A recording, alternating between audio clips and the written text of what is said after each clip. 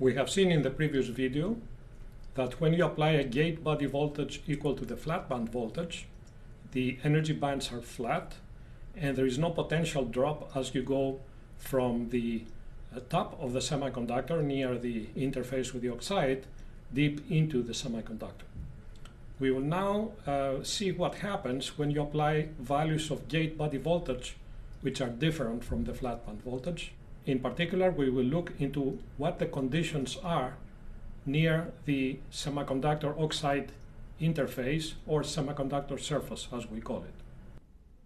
Let us assume that we have an externally applied voltage without restricting its value for now.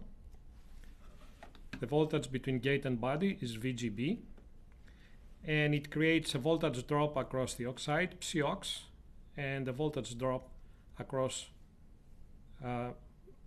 the semiconductor from the surface, as we call it, the interface between the oxide and semiconductor will be called the surface, all the way to the bulk outside the region where charges may appear. These charges will be called QC, the interface charges will be called Q0, and the gate charges will be called QG. Now, the sum of these three charges, QG plus Q0 plus QC, must be equal to 0 for the structure to be overall neutral. So we will call this the charge balance equation. This potential from the surface all the way to the bulk outside the space charge region is called the surface potential and is denoted by psi sub s. But at any other point, if the vertical dimension is y, at any other point y, the potential from a point at y to a point again outside the space charge region will be called psi, and it will be a function of y. So let us now plot the various potentials as a function of y. We see that between the gate and the surface we have a potential drop, which is the oxide drop Psiox. So this drop here is equal to the oxide potential here. Then we have a drop from the surface to the bulk, which is Ps, and it is this potential drop over here. And at any point y, we have a potential drop, which is this much here, Psi of y. Now the sum of the oxide potential plus the surface potential plus any contact potentials that are in the loop, as we know, must be equal to the total externally applied voltage VGB. So we can write VGB equals to Psiox plus Ps plus Phi-ms. If this were a circuit, you would call this the Kirchhoff's voltage law. Here we will call it the potential balance. Now, a couple of important observations. We are interested not only in charges and potentials, but also in changes of charges and changes in potentials. So let us assume that VGB changes by a small amount delta VGB. We want to find how will the corresponding potentials here change and how will the corresponding charges change. If you change the gate body voltage, the gate charge will change by an amount delta QG. The space charge QC over here will change by an amount delta QC, but the interface charge, which we assume is fixed, will not change. So therefore, from this equation, to maintain charge balance, it must be that the changes in gate and space charge region charges cancel each other out. So this would be the charge balance equation for charge changes, if you like. What will happen over here? You change delta VGB, the oxide potential will change, the surface potential will change, but Phi-ms, because it only depends on contact potentials that are assumed fixed, will not change. And therefore this equation will give you this one. This would be then the potential balance for potential changes. We will find both of these equations very useful. They represent very simple principles that we will use again and again. Now let's talk about the effect of VGB on the condition right at the surface of the semiconductor. First, I will show you the condition we call accumulation. Here I'm applying a VGB which is smaller than VFB. I say smaller because as you see, the plus and the minus are this way, and I have added a little voltage here in the opposite direction so that VGB is less than VFB. Now, when you only had VGB equal to VFB, you had the flat band condition where there were no charges here. But if you make this voltage less positive or more negative than before, you will tend to accumulate more negative charges on the gate, which will require extra positive charges to accumulate at the surface. This being a p-type material, these positive charges are in plenty of supply and they're called holes. So now you have accumulation of holes over and above their concentration that you would have here in the bulk. This is what we call accumulation. So in accumulation, first of all, VGB is less than the flat band voltage. The charge in the semiconductor is positive because it consists of holes. And the surface potential, PS, I remind you that is the potential at the surface with respect to the bulk outside the space charge region. That is negative. That is, after all, why positive charges go to the surface. Let us continue with another condition, which we will call depletion.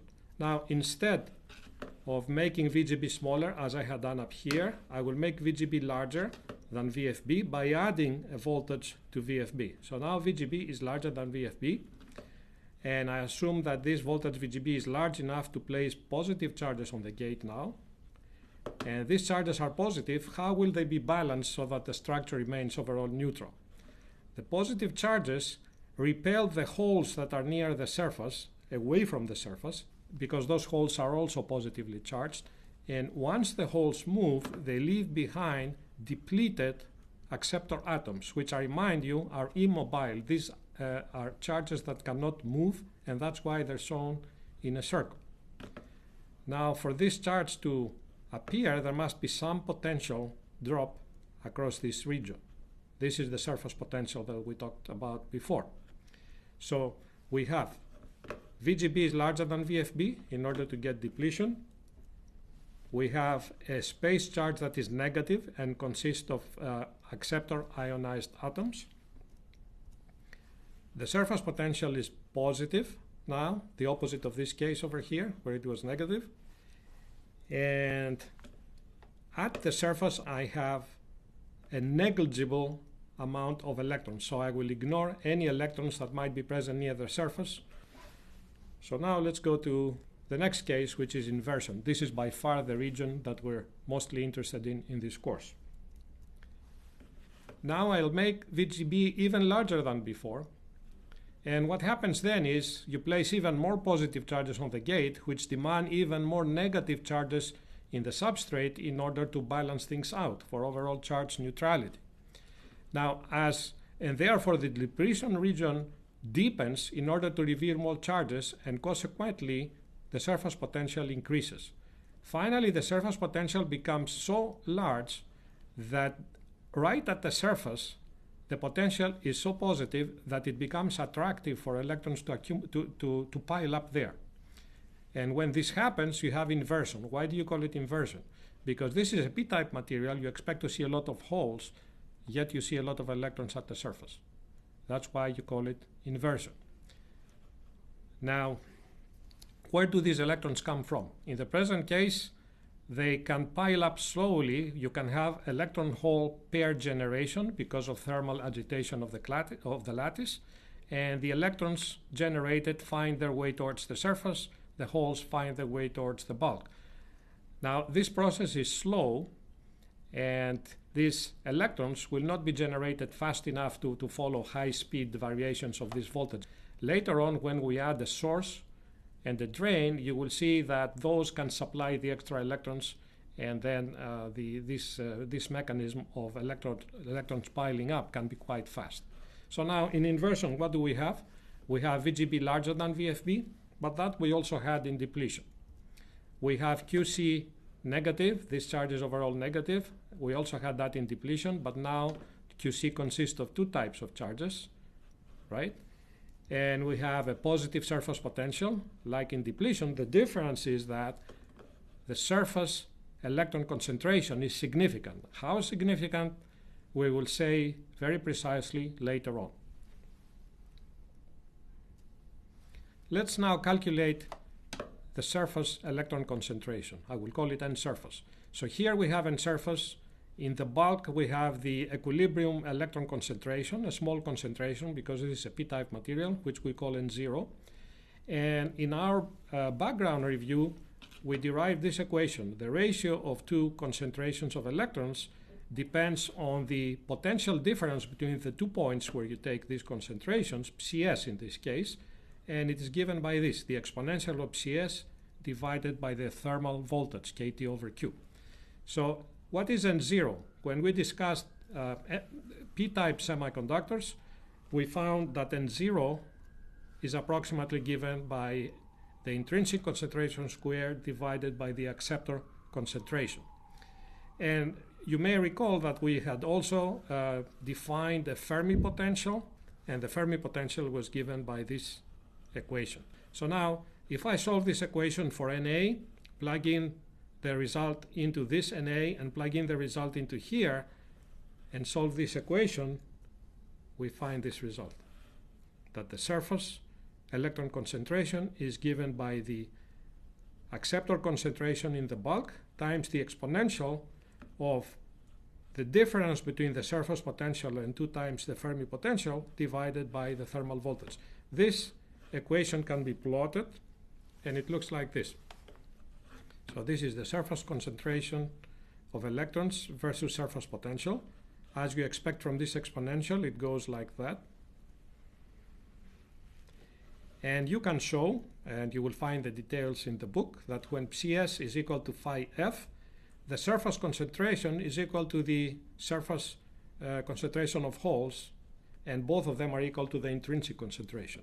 And when you reach 2 phi f, then the surface concentration of electrons becomes equal to the concentration of holes in the bulk, which was approximately equal to Na.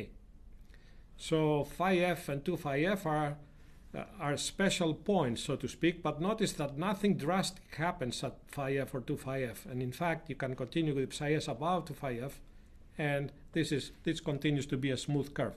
I say this because we will need to discuss a fine point having to do with this fact. So what is the energy band picture? For simplicity here, I will assume that phi ms is 0 and the effective interface charge also is 0. At flat band, you will recall the bands were flat. Now in accumulation, we have this situation.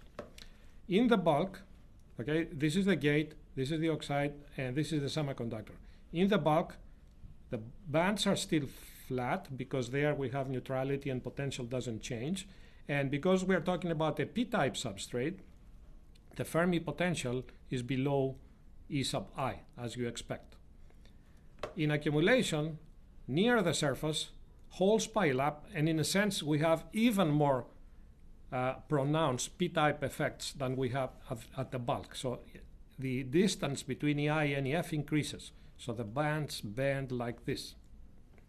The Fermi potential is still the same, and it is flat throughout because we assume here equilibrium. We don't assume that there is any current through the oxide, therefore there is no current in the structure here. Now let's go to depletion. In depletion, the bands bend in the opposite direction. Why? Because if you recall, the surface potential here is the opposite from here.